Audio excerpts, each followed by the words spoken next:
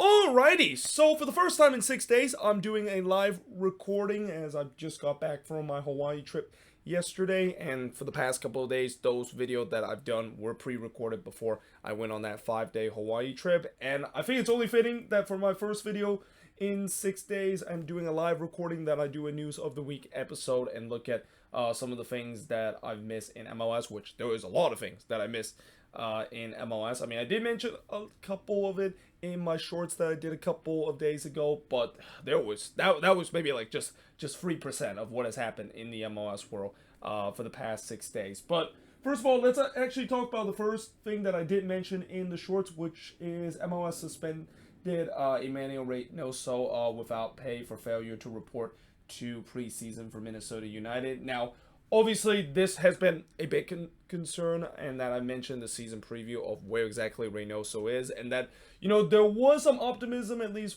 from what Adrian Heath said, that it seems like he was going to report to the team by last Tuesday. Well, obviously that did not happen, and now it seems like he is pretty much in limbo right now, and that, again, you know, we don't know to the official extent what is going on with Reynoso and why he is still in Argentina. I mean, they said that he is, of course, for personal reason, but we still don't know exactly why that is the case. But there's definitely a big hint that I think the reason why Reynoso is still in Argentina. I mean, remember last year when he, of course, got in trouble with the law because he decided to pistol whip a minor, and that he actually got thrown in jail because of it, and actually got bailed out and able to return to the U.S. Well, something tells me maybe now the legal system or whatever is the verdict of that may have changed, and that Reynoso is basically just stuck in Argentina and just kind of been stuck in limbo because of it. And that, again, this is a huge blow to the Loons. I mean, you know, this is a team that I talked about before in the attack.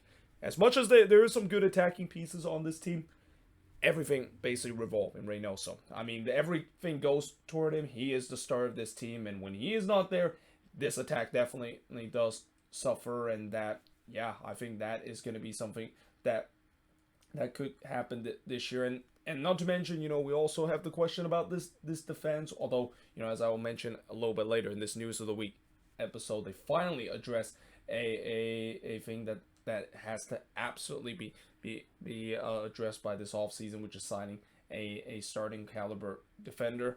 But when you look at the attack, I mean, you know, without Reynoso, I just don't see how far that attack can go. And also, he's irreplaceable. Like, there is literally not a good replacement for the spot that he is in. So, yeah, this could be a huge blow to the Loons. And that, again, I think even if Reynoso does report to preseason training, or maybe in these next couple of weeks, I don't know if he's going to be fit enough to be back to his full strength, and that I won't be surprised Minnesota might be off to a slow start. And that I even said before that I think this maybe be the season where this team not only take a huge step back, but they might miss the playoffs for the first time since their second season, and that I think they could regress to a point where we saw in the first two season, which were definitely a bottom feeder team in the Western Conference.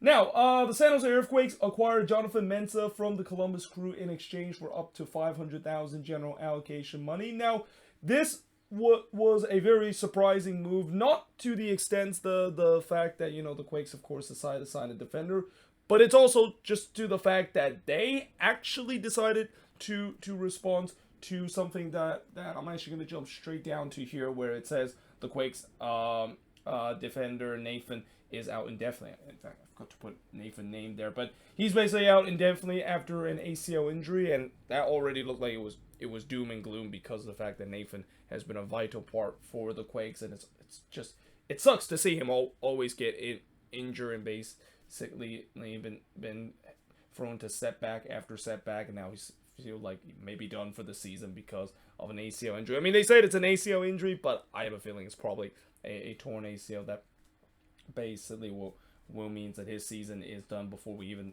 started. But what's surprising is the fact that the Quakes decided to waste no time in terms of finding a replacement for him, and that the replacement is Jonathan Mensah, and they were able to get him. It says in exchange for up to $500,000, but the base general allocation money that the Quakes sent to Columbus was like something like 200,000 general allocation money. And I think that is an absolute steal. Like, that is something that is almost highway robbery in a way that, Jonathan Mensah, I know he has kind of declined for the past 2 seasons or so, and a lot of that has to do with the fact that he is 32, and that usually when you're a defender, you're getting to that age, you're going to suffer some declining kind of productivity. But the thing is that he still can be a decent defender in this league, and the fact that the Quakes are able to get the crew captain for that cheap of amount, again, that is something that this is why Chris Leach, I know there have been some people that have been frustrated with some of the moves that Chris Leach has made, but what I'm seeing from him is something that I have not seen a Quakes GM done in a very long time, if ever, which is actually show some urgency to basically fix a situation. We have seen before where teams maybe see a star player that goes out and they don't immediately react to find a replacement. In this case, the Quakes did exactly that, and that I think this is just something that I don't want to say it, and I'll probably mention it again in the season preview once I get to the Quakes. But there's actually hope for this team. There legitimately maybe hope that this team can do well, which probably means that they'll probably find ways to fool me again. But just when you look at some of the moves that they made, and with the way how this team has been able to address a bit of a setback in the defense, just like that, and maybe even get a bit of an upgrade in the way that Jonathan Mensah has been an MLS starting 11 quality kind of defender for a couple seasons now. Yeah, I think overall this is definitely something that, again, this is something that is unrecognizable of what I've seen the Quakes have done, and it's great to see that, of course, is happening, and that, again, I hate to use the word hope with this team because they fooled me so many times for the past couple of years when I think that things were going to turn around, and then it just got stuck in a dead end. But there's legitimately a chance that maybe there is hope with this team, and maybe this team can actually do something. And again, I'll basically mention it again once I do my season preview of this team. Now, moving on in the next news, LAFC acquired Timothy Tillman from second Bundesliga club Greuther Fürth. And that, for those of you that maybe recognize that name before, yes, he is indeed the brother of Malik Tillman, a player that is highly rated in the U.S. men's national team ranked, and have been able to receive a couple of caps for the national team. Now, obviously, with his, I think this is his older brother. He's been playing in the Bundesliga. I mean, well, in this case, the second in Bundesliga, and I don't know exactly if he is decent or not. I mean, I'm assuming he is decent enough for LAFC to decide to pick him up, especially with the way that does add more depth in terms of this LAFC team, and also maybe just a backup plan in case if one of their midfielder does so. Probably the midfield I'm talking about is Jose Cifuentes, who there's been a lot of talks that he might be sold as soon as the end of this offseason, because there's been some transfer rumor that couple club in Europe is looking to interest him. But as of now, there hasn't been a lot of that, and that, again, I think this is just kind of an insurance policy, the fact that in case if Cifuentes does sell, then they of course maybe just I wouldn't say they would plug him into that role straight away, but they do add some more depth in terms of that midfield position. Now, FC Cincinnati have signed Colombian international defender Santiago Arias from Atletico Madrid. Now, this is definitely a familiar name because he's been a player that has played for Atletico Madrid for a couple of seasons. Now, obviously, injuries has really kind of set back of what could have been a promising career for him, and that's going to be something that's going to be interesting to see for Cincinnati, because there's or to see how Cincinnati manage him, because we know that he can be a decent player and that he can be a huge upgrade in terms of the fullback position. But that, of course, is if he can stay healthy, and we'll see whether or not if that is going to be the case.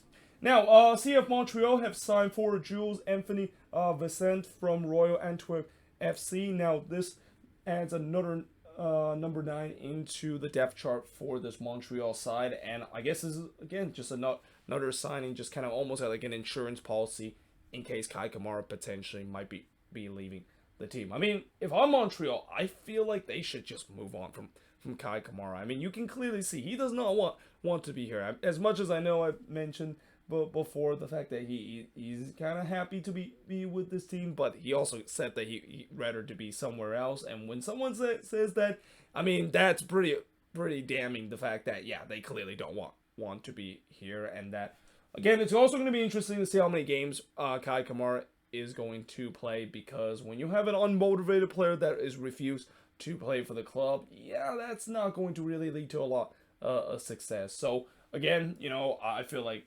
eventually they might be thinking about moving on from Kai Kamara, but this is where the security blanket comes from, because I've heard this kid is highly rated and has come from the, well, I don't think he actually come from the Montreal system before. I mean, he's a Quebec born player, so I think he might have come from the Montreal system, if I'm not mistaken. But definitely a talented player that not only can use some depth in terms of the number 9 position, but can maybe even challenge Kyoto for that number 9 spot for this Montreal side.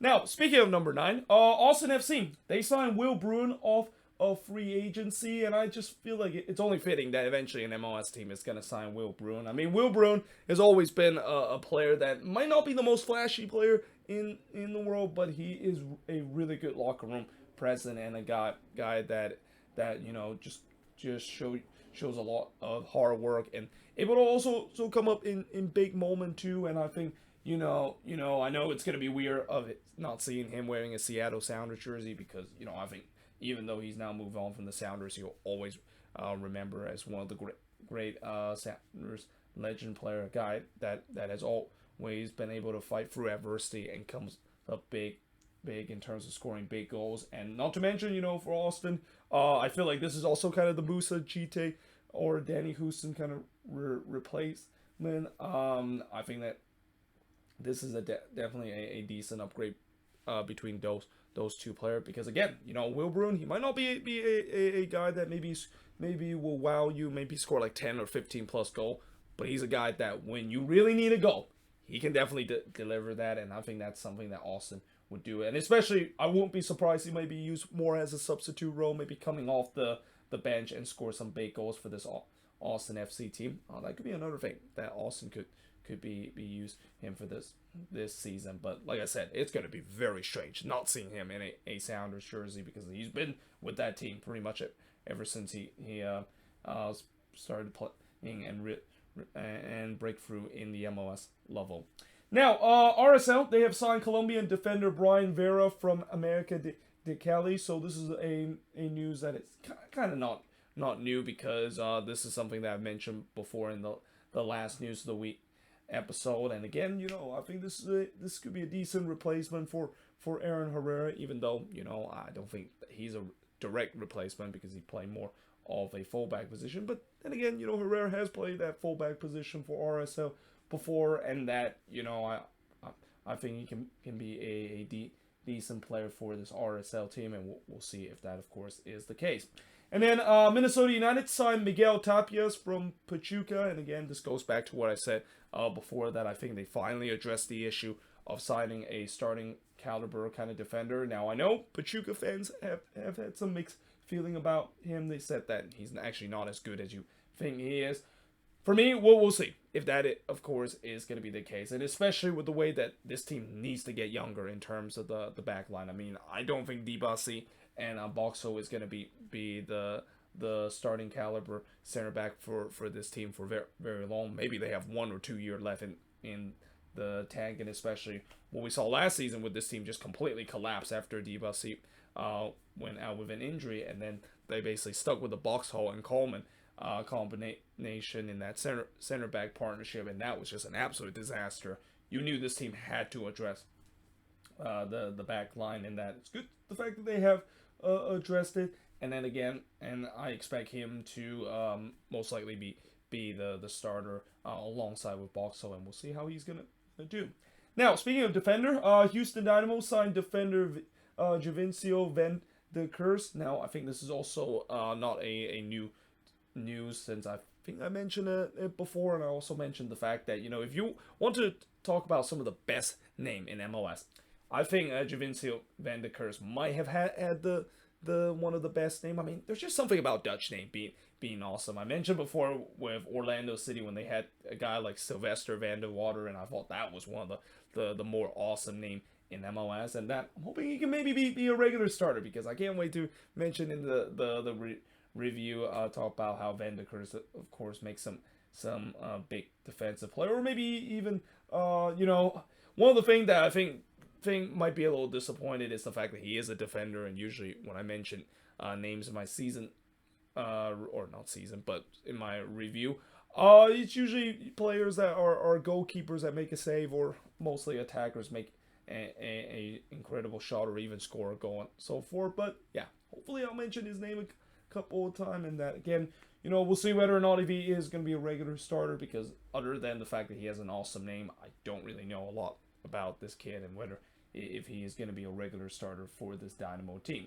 Now, moving on in the next news, Toronto FC, they have transferred Jaden Nelson to Rosenborg BK for up to $1 million. Now, this is kind of an interesting and kind of an odd kind of transfer, because, for Jaden Nelson, I feel like he's one of many TFC Academy product that really never developed up to his potential, and that despite that, it seems like TFC is reluctant to basically sell him to a European team, and that Nelson is going to make that jump to Europe, albeit with a lesser known club, that is Rosenborg BK. I mean, well, actually, I wouldn't say lesser known. Rosenborg BK is a well-known club in Norwegian soccer. But yeah, again, and this is the thing about TFC that, I talk about the defensive problem for the past couple of years. Well, the other big issue of this TFC team is that they just don't really produce a lot of good academy player. Well, they do, at least in the academy level, but they just don't really develop them well once they get into the senior level. I mean, you look at a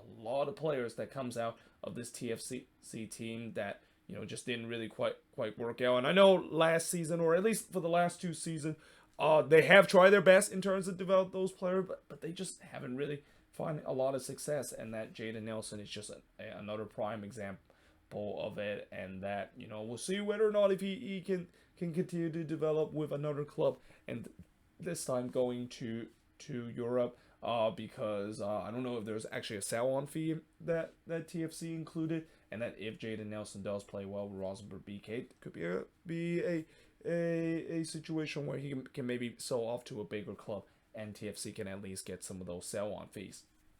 Now, moving on in terms of the next news, and now, unfortunately, we have to kind of go through the injury part of the news of the week episode, because we did have some injuries that has happened, and I think this is extra painful to talk about, because you always hate to see injury during pre-season, but unfortunately it does happen. I already mentioned Nathan out indefinitely after an ACL injury.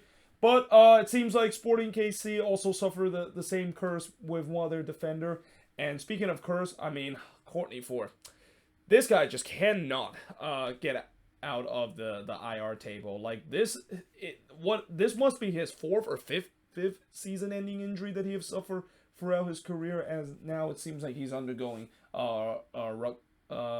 surgery for a ruptured Achilles tendon that he suffered during a preseason against RSL. And that, again, I mean, it's just remarkable how many injuries and setbacks that Courtney Ford has suffered. And mind you, this kid was regarded as one of the highly rated defender when he came into a rank. But this is also a kid that is a classic example of how injury, and especially numerous injuries, has really just killed a promising career. And it's getting to a point where this is just getting sad to see how he's been just dealt with so many injuries during his young career, to a point where I don't know if he ever is going to develop to be a decent player. But also, this is kind of damning to Sporting KC too, with the way that, yeah, now they are down another defender, and we know the back line is the biggest concern with this team, and not to mention depth is also an issue with this team too. I mean, they did decided to sign one of their super draft pick just a couple of days ago, and we'll see whether if he is going do well. I mean, he might even be thrust into the action because of how thin that back line is for Sporting KC. But like I said, this is a very unfortunate situation, but just even more unfortunate the fact that it happened to Courtney Ford, one of the guys that is the most snake-bitten guy in terms of injuries and numerous setbacks that has just kind of killed what was once a very promising career. Now, moving on in terms of the next news, and now talk about some of the transfer rumors. And did I mention the fact that this video is probably going to be long? Yeah, we have a lot to get to. It's already 20 minutes long. NYCFC is in talk in acquiring Richie Ledesma from PSV on loan. Now, this is something that is not a big surprise that NYCFC has done before, where they have decided to sign a couple of players that used to be on the U.S. men's national team, or at least were getting looked at, and that they've been playing in Europe and kind of become a bit of an outcast, but they come back to MLS and hope that they can redevelop their career and maybe have another chance to move on to another club, or at least go back to their previous club and develop to a way where they can be on the national team picture. And so far, it's been mixed result of how NYCFC has been able to do that. I mean, on one hand, they did a good job in terms of bringing Keaton Parks, who was one of those castaway with Benfica, really didn't develop or got a lot of minutes and develop him to be a decent player. But then, on the other hand, you also have the guy likes of GD Noah Zalayem, a guy that used to be with Arsenal, didn't really get a lot of minutes. Hope that he was going to come back to MLS and maybe develop his career to join back to Arsenal and maybe get some minutes, and that did not happen whatsoever. So, yeah, we'll see whether or not if this is going to be the case with Richie Ledesma, a guy that, again, haven't got a lot of minutes with PSV, and, again, we'll see whether or not if he is going to be the replacement for Maxi Morales. I mean, I don't think that's going to be the case. Like, that is a huge shoes to fill, and a lot of pressure for this young kid to be the successor of Maxi Morales. I mean, imagine you told if NYCFC told Richie Ledesma that, yeah, welcome to the club. You basically now have to fill in the shoes of Maxi Morales. No pressure. We just need you to develop and also provide at a rate that Maxi Morales did with the team, and you'll be, of course, fine. I mean, I don't think that's going to go well for him. But, yeah, we'll see whether or not if he is going to do well in that. Again, we'll see whether if he is going to be playing in that role, because on another report suggesting that Santiago Rodriguez is actually going to remain with NYCFC after the club reached an agreement to buy him permanently from City Torque. That was the team that he is currently on, but of course he's currently on loan with NYCFC. Now, if that is the case, that's a great news for NYCFC, because Santiago Rodriguez, he was an influential attacker for this team, and he might be the guy that maybe slot in to that number 10 role, although I think most likely he want to play in the wing rather than the role that Maxi Morales occupied. But yeah, I mean this is definitely a good permanent signing, and it's good that NYCFC is able to require him, because he's another player alongside with a couple of players that I see on this team, like Talles Magno, on this team that could be the next generation of talented South American players that NYCFC can develop and eventually sell them off for a profit. Now, LAFC is looking to acquire Emerson Hyman, and in fact, it seems like this move may be completed because he was actually spotted in training with LAFC. Now, I don't know whether or not if he's actually just with training with LAFC on trial to maybe impress the team so that John Thornton can sign him permanently, but I think most likely that they could do so. Though again, with the way that they have already acquired Timothy Tillman, I know you can never have enough depth in terms of that midfield, but adding Emerson Hyman, that adds more depth in this team, and that again, I feel like this is just a move to prepare in case if Jose Cifuentes is going to be sold off, because something tells me both Hyman and Tillman maybe have a battle in terms of seeing who is going to be the guy that's going to fill in the shoes that Jose Cifuentes is going to left. But again, it will be interesting to see whether or not if this is going to be done,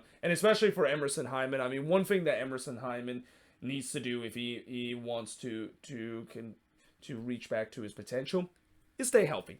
do not end up in the same path as Courtney Ford, that has suffered so many injury setback. Because, again, Emerson Hyman, I think this is another kid that's similar to Courtney Ford, had a promising first couple of years in his youth career. Looked like he could be a future U.S. men's national team player, and then just numerous injury setback has kind of killed his career. But we'll see whether or not if he's going to be healthy enough to be with this LAFC team and just kind of redevelop his career to a point where he could once again reach the potential that he used to have. Now, speaking of LAFC, they're actually in talk with replacing Chicho Arango, the guy that they sold to Pachuca, with Chelsea striker Pierre-Emerick Aubameyang. Now, obviously, Aubameyang has not been as good as what we've seen during his day with Arsenal and also with Borussia Dortmund. I mean, he was considered one of the most underrated number 9 when he was with Borussia Dortmund. But yeah, during his time with Chelsea, he hasn't really bought that impact, and in some ways kind of a little bit washed up. And if this is kind of the replacement for Chicho Arango, I don't know if it's going to work out. And again, I feel like this is a very MLS 1.0 kind of move. And another move that, again, for LAFC, a team that they started to kind of becoming like the Galaxy with the way that we saw last year. They bought in some kind of European superstar player that is well past their prime in Gareth Bale and Chiellini. And that's kind of some of the move that we see the Galaxy used to make. But now it seems like LAFC is doing it. And, we'll see whether or not if this, of course, would work out. I mean, again, the other thing that could be a problem for LAFC is that Aubameyang, I think he's on a huge contract, and that, if he is going to be joining LAFC, he's going to be a DP player. And again, just giving his age and the fact that he hasn't really been the same player that he was a couple of years ago with Arsenal, and especially doing his prime with Borussia Dortmund, I don't know if this is going to be a good replacement for LAFC. I mean, if they are going to think about maybe finding a replacement for Chicho Arango, they might just look somewhere else, or maybe look within. Maybe put Bawanga in that number 9 spot, even though that's a spot that he prefer not to play and rather play in the winger position. But this again goes back to what I said a couple of weeks ago, the fact that I think this was a mistake for LAFC to decide to move on from Chicho Arango, and that this mistake could come back to haunt them if they weren't able to progress very far in CCL this season. I mean, that's the ultimate goal for LAFC. I mean, as much as they would love to defend their MLS Cup crown, deep in their heart, they want to win that CCL crown and want to become that team, joining the Seattle Sounders as the only MLS team to win the CONCACAF Champions League. Now, there is multiple MLS team interest in Serbian winger Stefan Mitrovic for around $7 million. Now, I don't know if this is going to happen, because there's been other big club in Europe, including Barcelona, that is interest in the Serbian winger, and he's definitely one of the more hotly talented prospect in Europe. And, $7 million definitely seems low for any MLS team to get him. But, yeah, we'll see whether that, of course, is going to be the case. And if it is going to be the case, this is another example of MLS not only being a serious developmental league that the league seems to want to be, but now started to really poach some of these young talent and start to develop them in a way that they can sell them off to a bigger club. Something that we see in some other leagues like the Eredivisie, and even in the Portuguese league that we've seen, where teams have been able to develop good players and eventually sell them off for a big profit. Now, the Vancouver Whitecaps is looked to bring Canadian midfielder Anthony Copeland on loan from HNK Rustica. Now, this is a guy that actually played in the CPL before. I think he used to play for Atletico Ottawa before he did make that big European move to Croatia. And that, again, I don't know if he is willing to try to come back to MLS. I don't know whether or not if he's being successful with the Croatian side, because if he is successful with the Croatian side, I mean, why would he want to come back to MLS and basically continue to develop when the team that he's currently in is doing a good job in terms of develop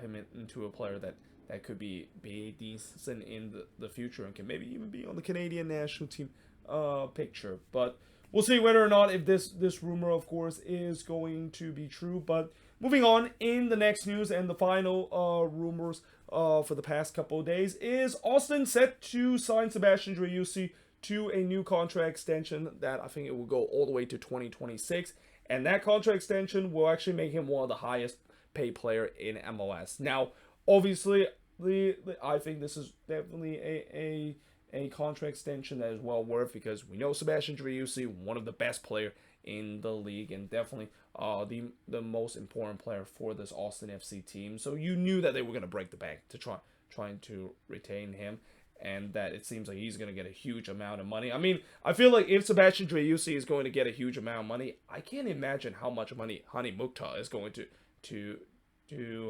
command. Although I think Hani Mukhtar is already going to be locked into a long-term contract with Nashville SC, but you know that he probably saw what Driussi got, and that he probably is demanding Nashville to pay him up even more, and that again, yeah, we'll see how much the amount is gonna be. I mean, they did say in the report, and this one coming from Fabio Romano, that says that he's gonna be one of the highest paid player, but they didn't mention what exactly the amount is gonna be. And if it is top 5, it's got to be at least $5 million or more per year that Sebastian Driussi could be on. Now, moving on in the next news and away from some of the transfer rumor, NYCFC have announced that the Willet Point Stadium is set to open in spring 2027. Now, obviously, I know there's already going to be people saying that, yeah, that's not going to happen, because if you know anything about New York, construction project usually is never get done in time. But I think there could be a chance that they could actually get this done in 2027. Keep in mind, building an MLS stadium, it doesn't take as long as you would see maybe some NFL stadium is, mainly because, MLS stadium are relatively small, and that, most of them are kind of like the size of an NBA arena and so forth, and that, I think there could be a chance that they can get this done by the spring of 2027. I mean, keep in mind, that's a 4-year timeline, and that, if they can start construction as soon as maybe this year or even next year, there's no doubt I can say that they can actually finish this in the spring of 2027.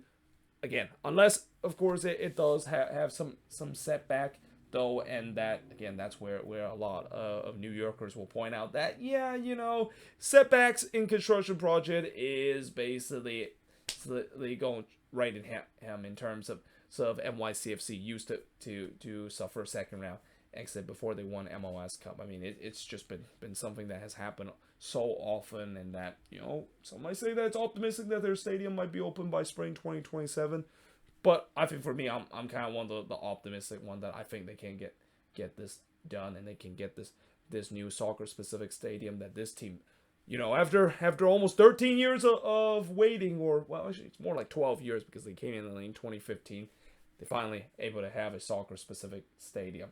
Now, moving on in the next news, El Tráfico at the Rose Bowl is reported that they have sold out 75% of their ticket allocation, and this was as of February 9th, so at this point I think it's probably around 80%. Again, I expect there's going to be a lot of LAFC fan. Obviously, for the Galaxy, they're going to have some fans attend this game, but I know for sure that maybe their supporter group is not going to attend, because, they have repeatedly said that they refuse to attend any Galaxy fans unless Chris Klein decided to step down as president of this team. But it hasn't stopped in terms of people buying the tickets to go to this game. I mean, we knew that this was going to be hotly sell. Like, for a while, we've always mentioned the fact that I feel like El Tráfico could play in a bigger venue. The Rose Bowl wasn't one of the venue that I thought they could have play. I thought they could have easily played it at SoFi Stadium. But hey, at least, 75%, the stadium, of course, is 90,000 plus capacity. So if you do the math right now, I mean, well, I can't really do the math right now. I think that's like something like 70,000 or tickets already sold. I mean, it can definitely break the record that Charlotte FC set last season as the highest attended MLS game in league history. But yeah, I expect this is going to be mostly packed, and especially I'm pretty sure Apple TV is praying that is going to be the case, because again, this isn't another game that is one of the most hype kind of game according to the MLS media, and that I think that hype is definitely got to a point where we could definitely see a 90,000 crowd at the Rose Bowl for this El Tráfico game. Though, again, it'll be interesting to see whether or not if it will be filled in by the time when we get to halftime, because if there's one thing about the Rose Bowl, and I've been there a couple of times, it's an absolute nightmare to get in. And that, I think it's kind of also fitting the fact that this game is at the Rose Bowl, because, you know, you don't have the name called El Tráfico without having the fans probably going to have to deal with just absolute nightmare traffic problem to get in the stadium and also getting out of the stadium too. Now, finally, in the last news of the week episode, Orlando has been chosen as the host of the U.S. men's national team final CONCACAF Nation League home game that they will play. And, oh God, I forgot which team that they play. It's not Grenada, because they're going to be playing them on the road. I think it's El Salvador that they, of course, are playing their final Nations League game. But either way, you know, this is not a big surprise, because I think you can clearly see there is definitely a pattern that the U.S. men's national team have chosen some of their venue of the game. I mean, Orlando has been chosen so many times for the past couple of years that it's getting to a point where they're almost eclipsed the status of Columbus, and in terms of how many U.S. men's national team games that is being hosted there. But, you know, it does provide a good atmosphere, and that's just what the U.S. Soccer Federation want. They want to have the team to have some good atmosphere, but at the same time, I just hope that you know the tickets prices is not going to be expensive for this game. Not that I'm going to attend this one, but just this has been one of the criticism for the U.S. Soccer Federation. And also, not to mention, I wonder, you know, as much as Orlando has always been a venue that's been good to the U.S. and that it has a very good atmosphere, you know, with the ongoing scandal that's going on with the U.S. Soccer Federation, does that maybe turn the fans away? Because we saw during the January preseason game, and I know those are just kind of cupcake kind of January camp game, and they're never really good attended, but when you saw some of those games, man, oh man, there was not many U.S. fans that was in attendance. I think a lot of fans are probably kind of fed up with this whole scandal that is going on, and that if the U.S. Soccer Federation are expect the fans to return, one, they need to sort out the scandal as smoothly as possible, and then two, they need to, of course, hire a head coach, because we still don't know which head coach is this going to be, and three, just show people that, you know, the progress has not been broken in terms of, you know, there's going to be a lot of good patch of young talent that's going to be part of this U.S. men's national team, and that, you know, there's already some momentum that this team has built themselves after having a relatively decent World Cup showing. But obviously this scandal has really halted this situation to a point where, once again, it feels like we're back to where we were a couple of years ago, where there was not a lot of hope. Like, hopes were at an all-time low with this national team. But there you have it. That is pretty much it for the News of the Week episode. Again, it's a relatively long one because there's been a lot of news I had to cover. But if you enjoyed this video, let me know in the comments below, and make sure you guys leave a like and smash the subscribe button. And also, let me know in the comments below what are some of the news that I haven't mentioned here on this board. I mean, there's a lot of notes here on the board. I'm pretty sure I didn't mention almost every single news that has happened in the past 6 days. And if you want me to respond to a certain news that I didn't put here on the board, let me know in the comments below. But like I said, hope you guys enjoyed this video. If you do, make sure you guys leave a like, smash the subscribe button, and yeah, I of course will see you guys next time.